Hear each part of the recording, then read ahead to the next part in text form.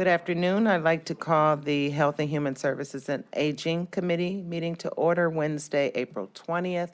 And Mom just wants to give a shout out to her daughter. I'm not going to tell her age, but it's her birthday today. So happy birthday, Crystal. And can we call the meeting to, can we have a roll call, please? As a reminder to all in attendance, this meeting is being recorded and live streamed on the county YouTube page. Thank you. Calling the roll, Ms. Conwell, Here. Mr. Sweeney, Present. Ms. Turner. Here. Mr. Miller, Here. Ms. Stevens. Ms. Stevens is absent at the moment. We have a quorum. Can I make a motion, even though we don't need to excuse Ms. Stevens from today's meeting? Second. Moved and seconded. All in favor, please say aye. Aye. All right. We did have a conversation. Approval of the minutes from the March 16th, 2022 meeting. Can I have a motion to? So moved.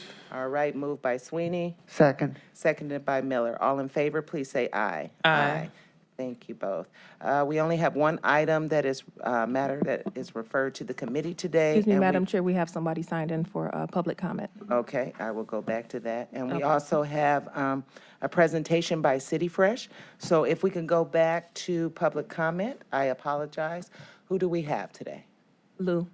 All right, Miss Lou, welcome.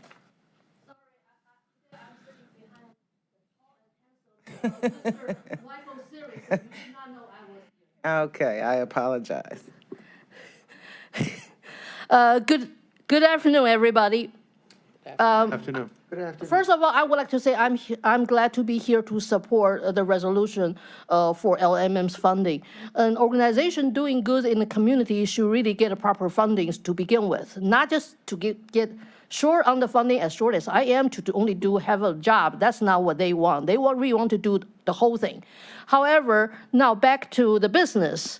With me being retaliated continuously, now today I have to present you a story not completely new, but now it gets on a different level. It's about bathrooms. After I was physically assaulted back in March, I was asked to leave the building, not as a formally discharged, so they didn't have to issue any paperwork to do that, but I still had to leave the building the whole weekend. So when I came back, I had to be assigned to a different place to sleep. That is all right, but the problem here is after 2016, that ridiculous renovation actually ruined the whole facility, especially the bathrooms. Now I got into trouble. The new location I assigned actually was the first location they ruined the whole bathroom. As you recall, some of you, not Mr. Sweeney, not Ms. Turner, the new bathroom toilets they put in there are very tall. But they don't give you the same space as you would allocate for a real handicapped stall. So for me to use a toilet, I'm sorry, people may think my mother didn't give me potty training because I almost had to be standing. I cannot even sit on it. So since I cannot use the bathroom in this basement area, which right now I have to sleep in, so I have to go to a different floor. Now I can be retaliated again and again about I should not go to other floor to use the bathroom I could physically use. And they don't care. They say the rule is this and that. So I have to restate our shelter service has been trauma enforced. And actually, just not too long ago from this particular supervisor, her name is Lolita. She had her hand injury before, and at that time we were in talking terms. So she knows my injury here, and I know about her hand injury with surgery, this and that. So we were in good terms. But the other day, something I mentioned, not in detail, I said she wanted to write me up because she thinks I was too loud of talking. So now her attitude towards me is completely different. She actually threatened me that I will make you use the toilet in the basement. Not exact the same words in that order, but that's what the whole thing is about. So we don't even worry about civil rights. We do not even have a human rights. Probably they don't mind if I relieve myself even in the lobby, on the floor, anywhere. I just cannot go to a different floor to use the toilets which I physically can match. Why should homeless service be so punitive? People are being punished just for being poor. Same thing with the county jail. Thank you. Thank you, Ms. Lu. All right. Madam Clerk, if you could read the first item into the record, please. Resolution 2022-0104, authorizing an amendment to contract number 824 with Lutheran Metropolitan Ministry for operations and case management services for a 365-bed men's emergency shelter located at 2100 Lakeside Avenue, Cleveland, and for facilitation and coordination of overflow shelter services for single adults and families at various locations for the period January 1st, 2021 to September 3rd, 2022, for additional funds in the amount not to exceed $4,272,759.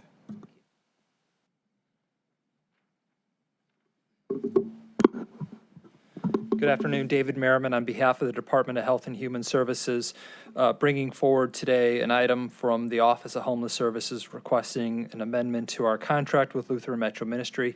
In a second, Director Melissa Surak will come forward. She'll share with you the update on the contract request, as well as how services are being provided. Under normal circumstances, Marcos Cortez would be presenting today. However, he's been delayed. So I'm just going to turn it over to Melissa at this time. Melissa?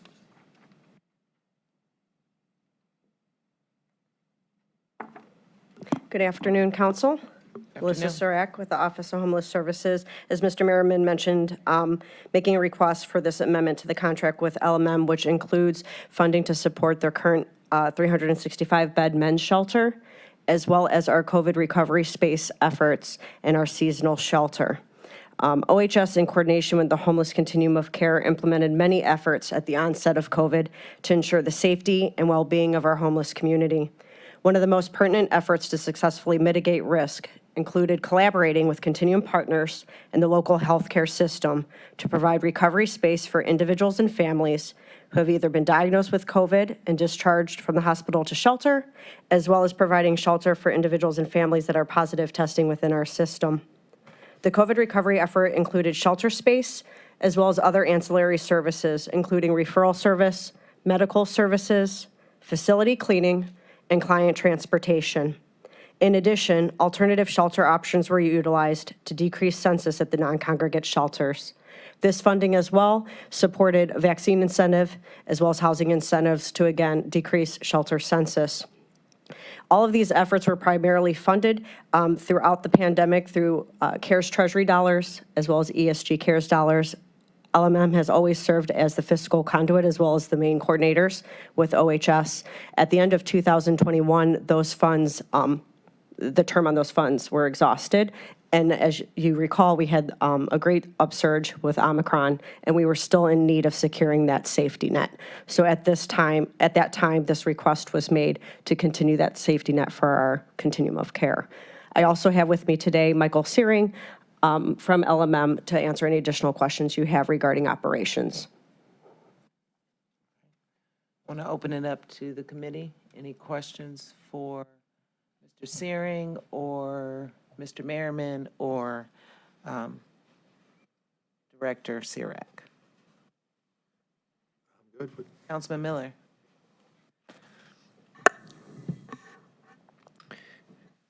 So, Madam Chair, to the Director and Mr. Searing, what's the current census at the men's shelter? Hello, Michael Searing from Lutheran Metro Ministry. First, I wanted to thank Council for the support and Office of Homeless Services helping us navigate everything. For the specific question, we're at about 280 is our 2100 census. Prior to COVID, we had been at about 400, and so we're running at about 70% of capacity.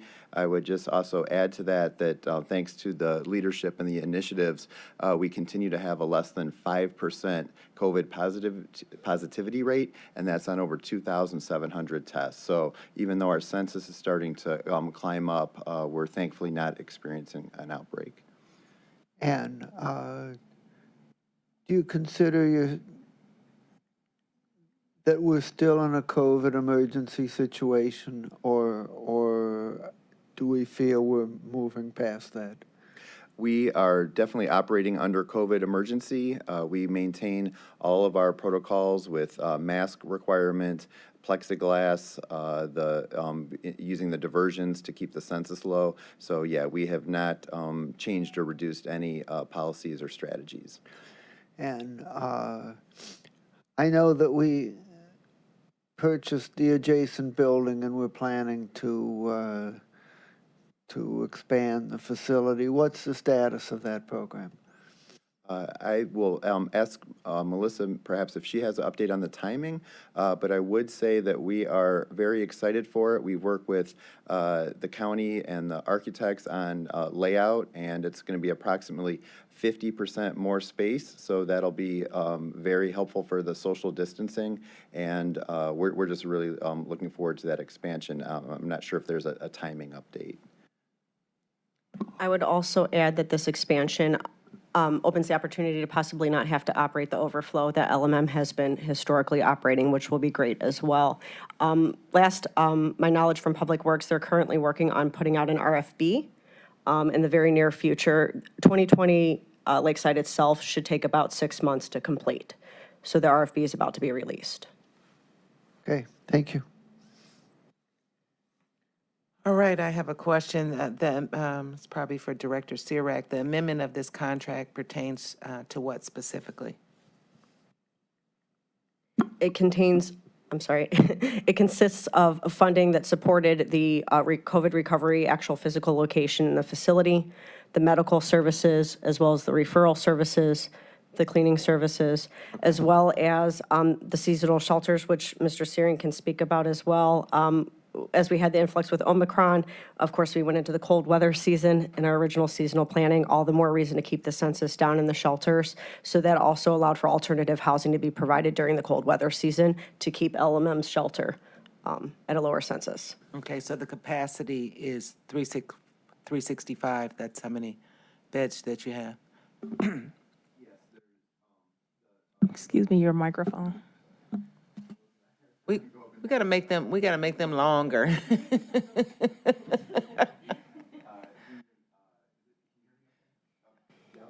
She can't hear you. If she can't hear you, it's.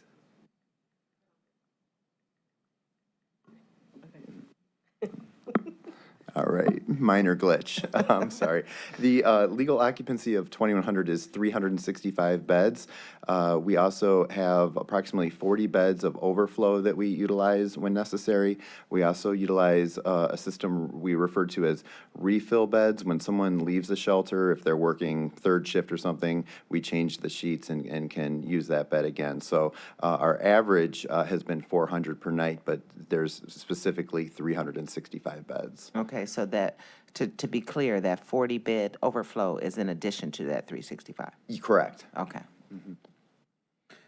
Madam Chair, Yes, Councilwoman. I'm sorry. For clarification purposes, when you use the word census, referring to capacity or occupancy, can you just Sure, clarify yeah. that for me? So census would refer to the unduplicated count of people per day in a 24-hour period, and then capacity would be the total number of beds available. Thank you. Question, but I think it went out of my head. Madam Chair. Councilman Miller. I have one more question, which is whether this contract is to be funded entirely from HHS levy funds, or will there be any ARPA funds or other federal assistance included in this funding? David Merriman on behalf of DHHS. I think we've presented the contract with HHS dollars as the backbone, but we are still assessing whether or not there are federal funds that we can draw into the contract and utilize. Some of those funds have been made available to us very recently, and we feel like there's an opportunity to take a second look at each of their uses. So I think we've presented it largely with HHS levy, but I think we're still reviewing the opportunities for other funding sources. Okay, good. Thank you. Anything else that you would like to add or share? Second reading suspension, I didn't look at the dates. Is that what you're requesting?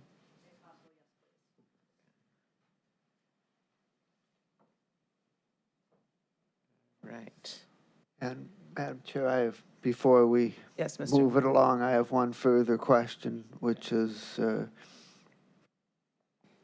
just from an operational standpoint, what are the most important challenges that you're working with right now? Yes, thank you for asking that. I would say that staffing is probably our most significant challenge. I think we're not alone in that from the other shelter providers and probably other employers. I think that base wage has been an issue for some of us, and we're working to increase those to attract and retain talented staff. So I would put that at the top of the list. Okay, thank you. What is the wage currently that they receive? At 2,100, our base wage in the last year, we were able to increase from $12 to $14. So that's still short of living wage. So we're glad to have taken that step, but we do have a ways to go. Now, are these more part-time jobs, or do you have full-time as well? These include, it's mostly full-time. That would be our entry-level position as a monitor. And full-time does include full benefits. Thank you. Okay. I was about to ask that. Yes, yeah. All right. So do you feel that this is a primary, for most of your employees, this is a primary job for them? Yes, definitely. One more question. Go ahead, Councilman. This contract was supposed to start on 1/1/20. Well, it currently, I'm not clear on the timing. It says 1/1/2021 to 9/3/2022. Is that the existing contract, or is the new fund going to pay for services beyond that date, or is it an addition to the existing contract? How does this fit into the picture? Councilman, the 9/3 date is the date term for LMM's original contract, and the delay on the contract was due to kind of timing at the end of the year with the funding running out and trying to get something in place, in essence, for emergency. So LMM has been utilizing other resources to cover until that time. So these funding resources are definitely in need and in as most immediate as possible at this point. So, have they not been receiving funding since 1/1/2021?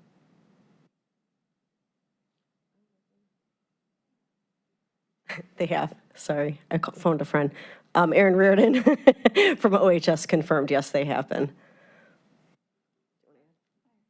State your name for the record. Erin Reardon from Office of Homeless Services. So they have been getting funding since 2021. So this amendment is for January 1st, 2022 through September 3rd, 2022. Typo then. Yeah. Oh, okay, so this should read 1/1/2022, is that correct? For this third amendment, yes, it should be. And why is the amendment only for essentially 8 months from 1/1/2022 to 9/3/2022? Because this is going to, the end of this amendment will coincide with a master RFP that we're going to be releasing the beginning of next month. And so that's going to more closely align with the federal funding cycle through HUD. Okay, thank you. All right, so I don't know, I'll make a motion to amend the legislation to reflect the 1/1/2021 to turn into the 1/1/2022. Do I have a second? Second. All right, moved and seconded. All in favor, please say aye. Aye. Okay, so the legislation has been amended, and to move this, I'll make a motion to move this amended legislation to the full body under second reading suspension. Is there a second? Second. Second. Moved and seconded. All in favor, please say aye. Aye. This matter has been amended and sent to full council. Thank you. Thank you.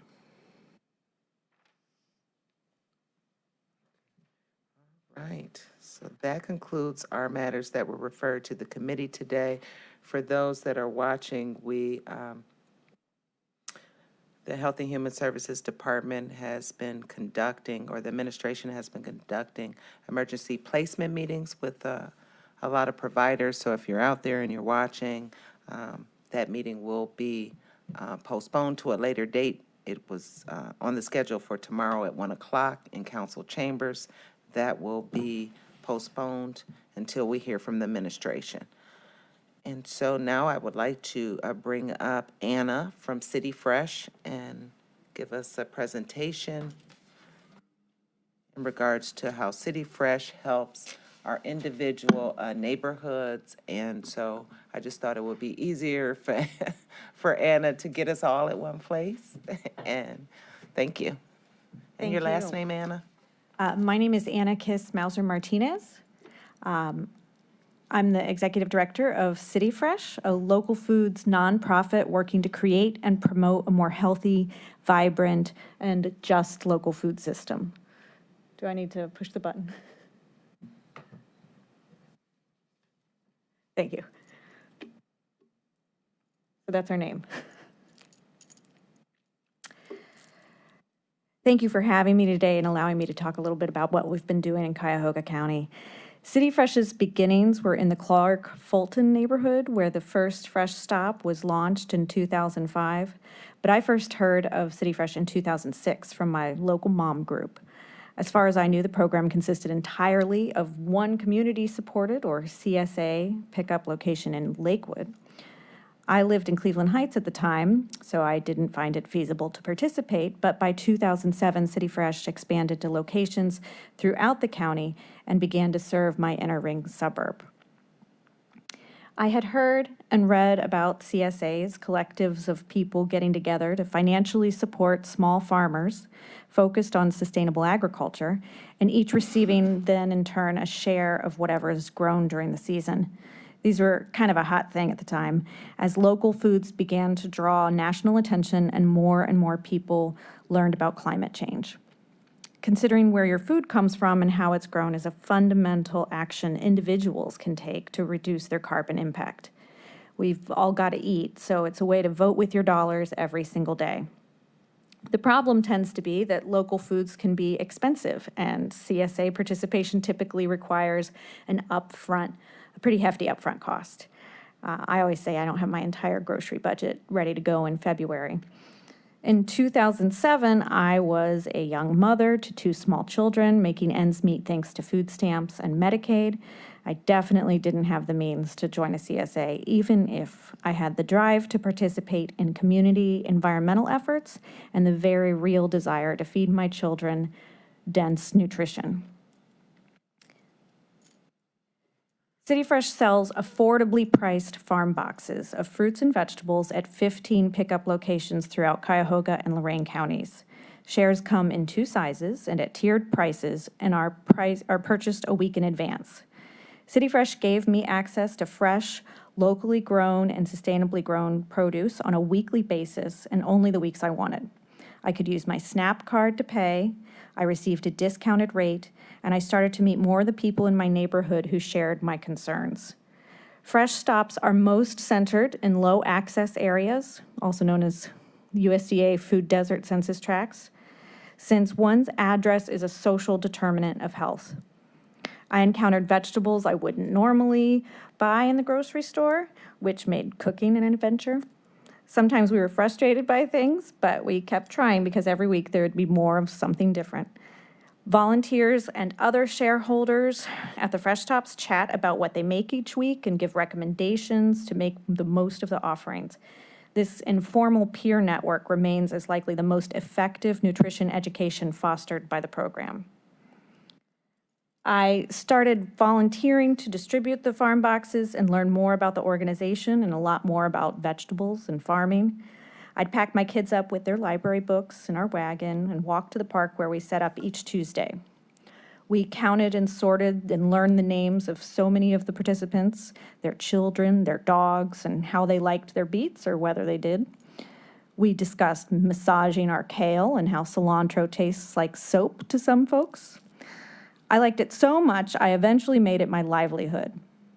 We built and continue to build community through food. We connect and collaborate, exchange and explore recipes, ideas, culinary knowledge, only gained through experimentation and experience. This repetition becomes a touch point, becomes a weekly, seasonal rhythm that helps us know how to eat and eat well, not just healthy, but deliciously and with great love.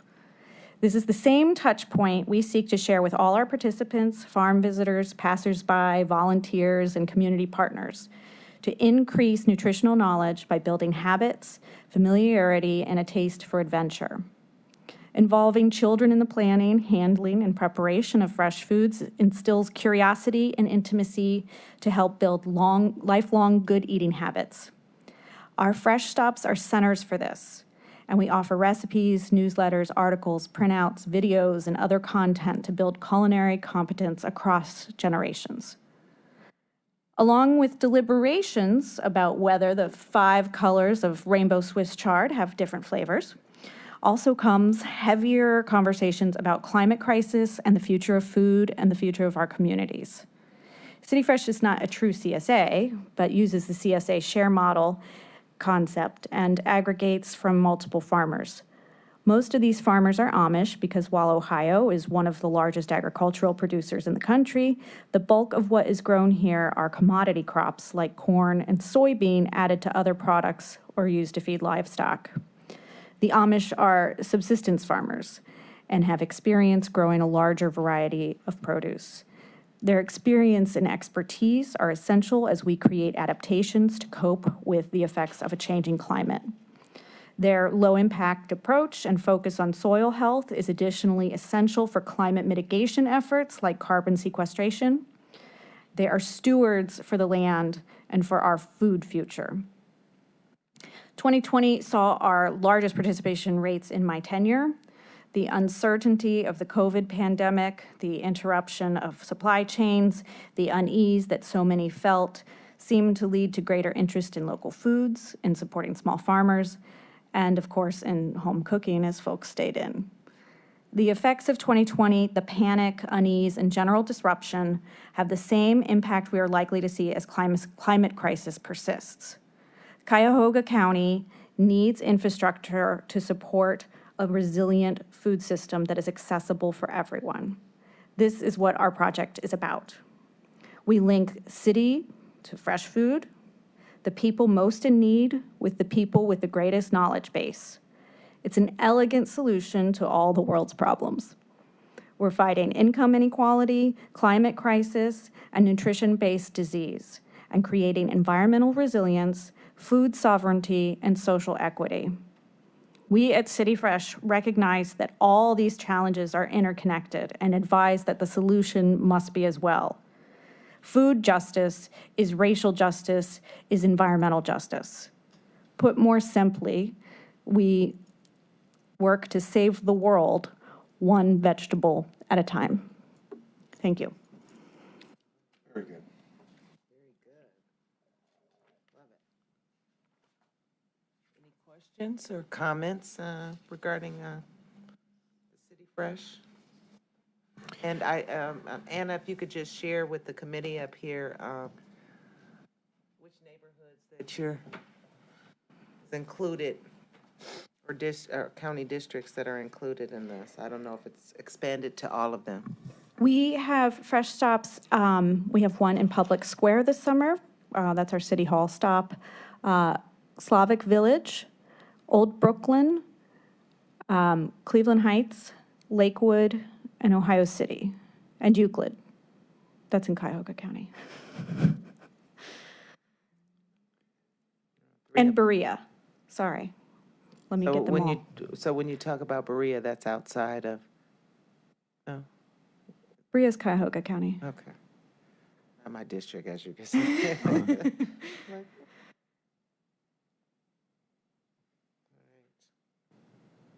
And Westlake, that's in Ohio. Gosh, I'm sorry. I have Lorraine counties too, and so I can't, 15 stops is a lot to have on tip of my tongue. I apologize. And so the issues, did you share any of the issues that City Fresh is facing right now, or is everything? Are we just A-okay? Yes. We have long struggled to, against our capacity. So our biggest issues is that, well, our biggest issue right now is having a functional vehicle.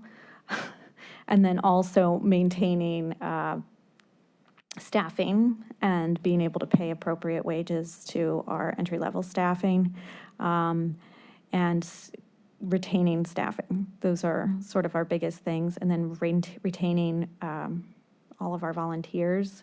We are very much reliant on volunteer labor and our community partners. So a lot of the things that we're trying to do is to incentivize healthy eating participate through our community partnerships. And we're doing a lot of that work, but it would be really nice if we could expand the capacity of the individuals in our administrative roles to. And so you stated van workforce, and did you also talk about the rate of pay? Yes. Okay, and so what do they currently make now?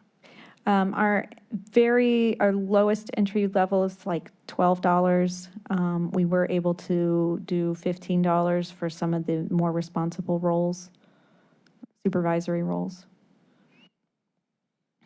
More of a full-time base of staff that you have, or? It's full-time seasonal for the $15 rate. So when you say seasonal, I'm not a green thumb, so help me out here. It's our normal season runs June through October. On my bucket list when I retire, become more of a green thumb. But I agree with you with the climate and going into the grocery stores and seeing the empty shelves or the wilted vegetables. You know, I might have to speed that up, that knowledge of learning. So It's important to invest now so that we can have, a reliable food source in the future, especially as the weather continues to change and what happens in our fields changes. Additionally, so we work in multiple facets in that way because we're trying to create access to fresh fruits and vegetables and to fresh produce, but at the same time trying to ensure that those things exist in our area in the future. It's a really interesting kind of pipeline. You teach them do you have classes to teach individuals how to grow the food as well? We have a site in Oberlin, and we do some growing there, and we work with students and volunteers to learn methods of regenerative agriculture, yes. And we've done workshops and things in the past. We would like to be able to expand those to make sure that we're really meeting our mission. And I know the shelf life is not long for vegetables, which makes it even more. Correct. We are harvesting the day of and delivering in the city the same day. So that is why the pickup model kind of works and why you don't get to pick which individual vegetables you get. It's kind of a grab bag. But that can be really challenging. There are a lot of other obstacles and for people in low access areas besides just access as well. The social determinants of health are really impactful. Poverty has accompanying obstacles like time, energy, knowledge. People's familiarity with the foods they encounter can be a real issue even for the wealthiest. So there's a lot of nutrition education that goes into this. Even having the tools can be challenging for people. We have a lot of great ideas about future programming to really help improve the health impacts of poor eating habits, but it's a capacity issue for sure. So basically how you're set up and the makeup that of how you operate, you really cannot be without transportation. How many vans do you? We have one van and we have one diesel vehicle, which we actually have a grant from the Ohio EPA, and we are working to get an electric vehicle, which will be its own sort of experiment. And I'm not sure exactly what the timeline is for that. We are nearly fully funded for that project. But we had $17,000 last year of unforeseen breakdowns, repairs, and rentals necessary in order to meet our demand each week. And the real issue was the staffing and being able to get everyone where they needed to be. Our capacity, we have a 3-person team of full-time employees for basically 2 major projects. And we have everybody wearing 15 hats, which is not unfamiliar to the nonprofit world, but the security isn't there for our staff and our ability to really properly implement our mission. And what's the year of your van that you currently have? It's a 1996. In the year 2020, our truck was wrecked on the second week of the season, and we bought this one from a fellow farmer. So, and it has required quite a bit of investment on top of that, but we have to make do. Okay, so it's operational at the moment. At the moment, it is. That's Okay. what they told me. I hope it's ready to Right. go. I had a car like that once. It would break down right before payday, so it seemed like every payday. So I do know. All right, any questions or comments? Councilman Yes. Miller? So, am I correct that that anybody in Cuyahoga County can buy shares? It's only if you don't live in the same city as a pickup site, you might just have a little bit farther to go, but. Correct. It is open for all, and that is our intention. We have a divide of about 70% of our shares are at the full price, and about 30% are subsidized for limited income, which does not include the limited income rate is available for anyone at 200% of the federal poverty level or below, so they don't have to have SNAP in order to access it. SNAP users get an additional discount because of our partnership with the Produce Perks program. Okay, and I would just comment that in terms of the climate change, the biggest contribution is that it's plant-based. The animal agriculture just consumes huge amounts of resources, and the plant-based foods are just much more resource efficient. So that's the primary advantage, followed secondarily that it's locally sourced, and so when you add those two together, it's quite beneficial. The growing methods are also climate friendly. There will be study, I believe the Biden administration has a bunch of requests for proposals out for studying climate. I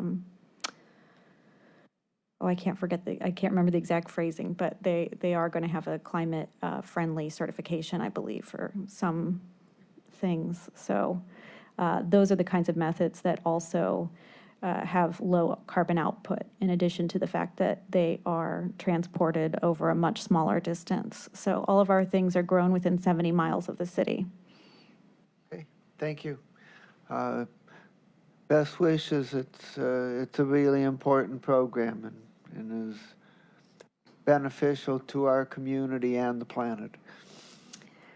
Thank you. I did want to add one more thing, is that we saw that in Cuyahoga County, while we did not have the same COVID rates as, say, Franklin County, which was, I believe, the highest county rates. We did have the highest death rates. And so concentration of poverty and access to proper health care and preventative health care is really important, and that includes solid nutrition. When you say we had the highest death rates, was that compared to Franklin County? We had a higher than average death rate. I have the exact figures I can share with you, but not in front of me. Okay.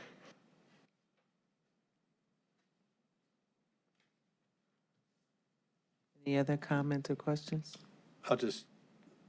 Thank you, Madam Chair. I just had to step out. My daughter called, so I apologize for wanting to listen to the whole presentation, but when the questions came, I knew I'd have the opportunity to ask. It was nice meeting you when we had a brief chat, and what we talked about was maybe 20 years ago, the first time the food desert came into my existence was some folks in a radius can't buy an apple for 5-6 miles. And right now it seems your program is a component of trying to solve that. It's not going to buy it, but also just offering it to the world. And when you said, the SNAP card's available, and that just opens up a whole new world of accessibility, and your efforts right now are commended. And from my perspective, I gave you my number, so whatever I can do to help, just let me know. Thank you so much. Thank you, Madam Chairwoman. Thank you. And you talked about Anna Partners. And I believe I asked you that question on the phone. You definitely partner with Cleveland Food Bank, correct? We do not currently. No, we donate many of our leftovers to some food banks or food pantries. If we have anything, the program is supposed to be pre-order, so we shouldn't have anything left over, but sometimes we do. And so many of those are either sold in order to further fund the program or donated to various food banks and food pantries. And we've worked with a large number of various pantries over the years. And the summertime before COVID, I'm trying to think back what life was like before COVID, but there were many like garden spots or places, various communities that would sell their, the fresh grown vegetables. And I forget, they have a name for that. The urban farms. Yes. There are urban farms and various local foods projects throughout the city, partnered with the land bank. When City Fresh started and when I first became interested back in the early noughts, there was a lot more partnership and a lot of interest. Then everybody started growing things and got their own project and got a little busy. Okay. So there are a lot of disparate projects, and we don't all know each other. Okay. But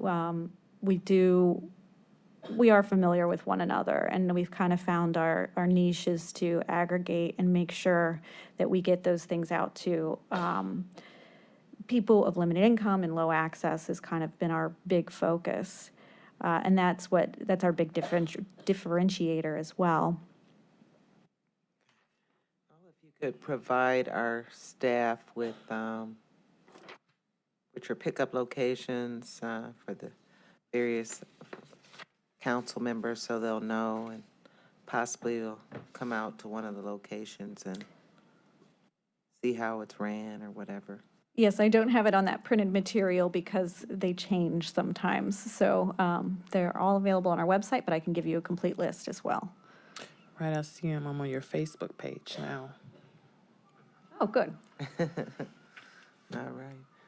So hearing nothing else, anything else you'd like to add, Anna? I really appreciate you having me here today. Our work is really near and dear to me, of course, and as you heard, I was a direct benefit of the program that City Fresh offers, and I think that we can continue to do really good work here in Cuyahoga County to ensure the future of food access. It all stemmed from the Mothers Club, you said. Yes.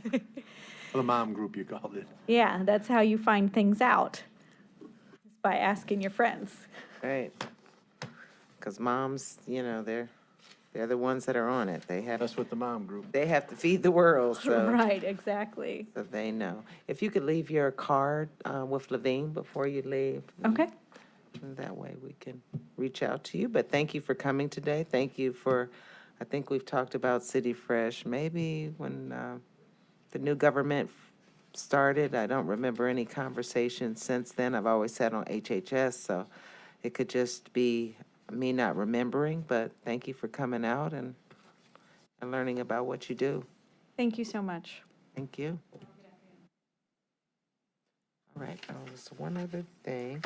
I also am moving into miscellaneous business.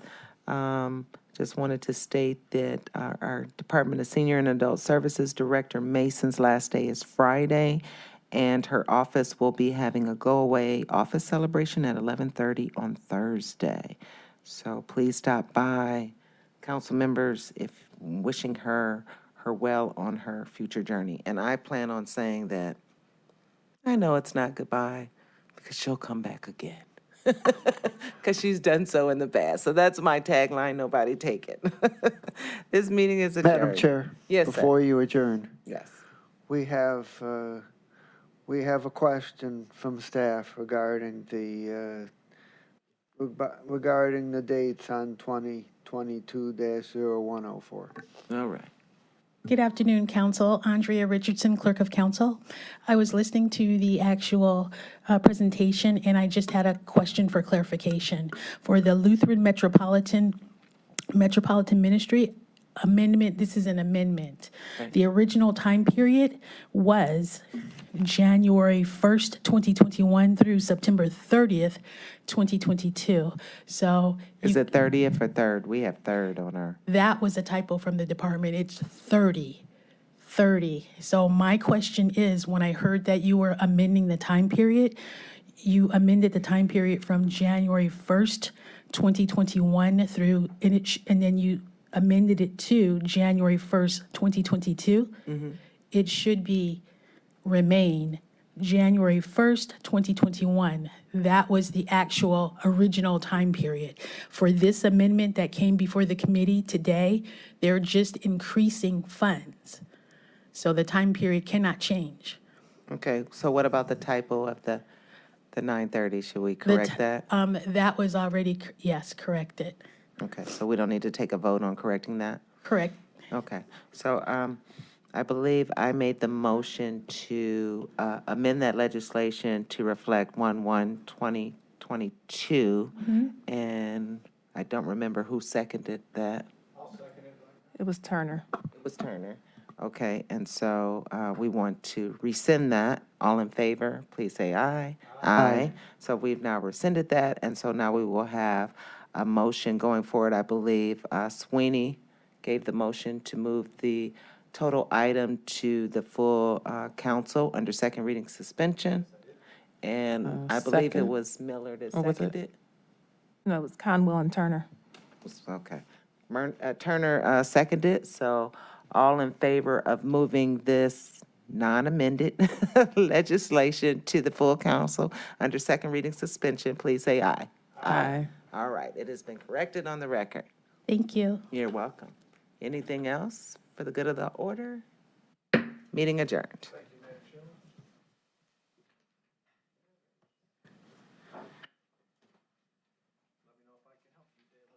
Okay, I'm still strong. I still can move. okay. Okay.